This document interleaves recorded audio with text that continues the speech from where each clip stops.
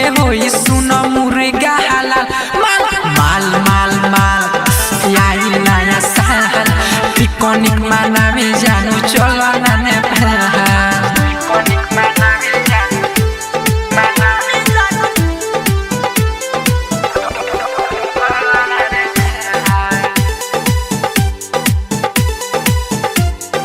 रिया films recording studio Delhi.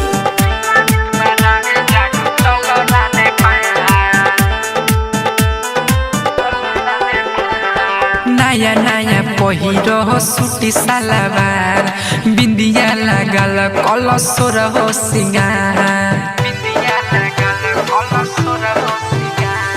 जल्दी से चलो अब करो नहीं देरी कह तू हाथ अब फेरी अरे बियर के सिल सुनती और में टूटी अरे बियर के सिल सुनती और में टूटी अरे चुमो मोलाई में सुना दुनु तोहर गाल माल माल माल माल आई नया साल पिकनिक मनावे जानू चलो ना नेपाल माल माल माल आई नया साल पिकनिक मनावे जानू चलो ना नेपाल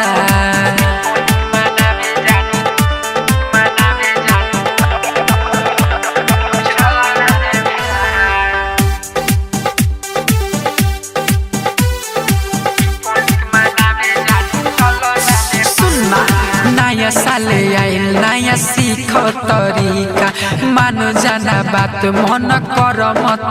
फीका दिलवा हमार बाटे तोहरे से लागल रहतानी रात दिन तोहरे में पागल